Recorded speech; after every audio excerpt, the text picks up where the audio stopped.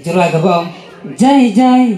halakai jengun bunfi, yang api ai jengun kenang ba. Layu ini hari,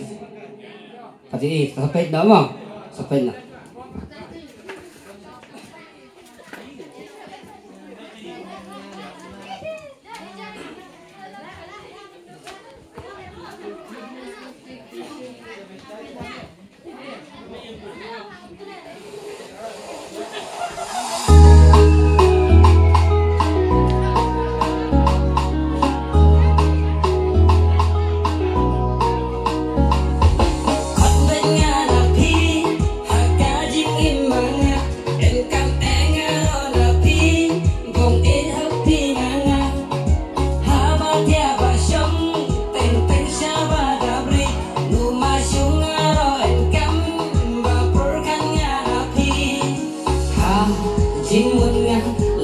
Kajing keli balengin jimon lengan api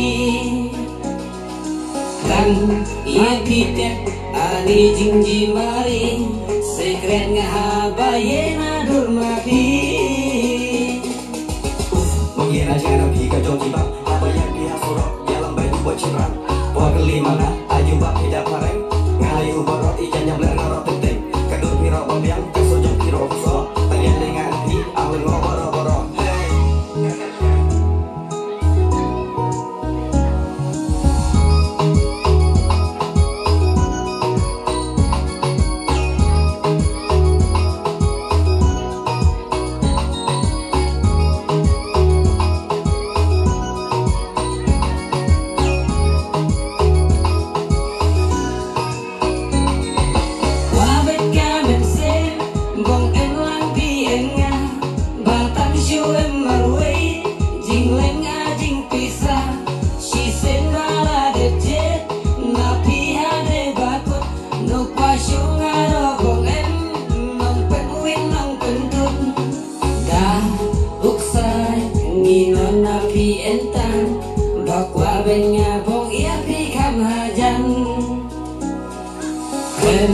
mapi nanganu mentoy nulangain mundur siano enpoy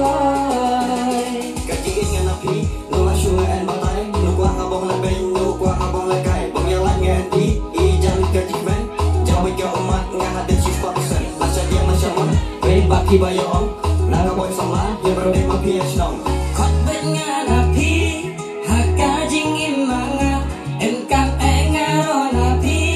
bong in hấp pi nanga haba tia ba shong teng teng sha ba da bri nu ma shung aro en kam ba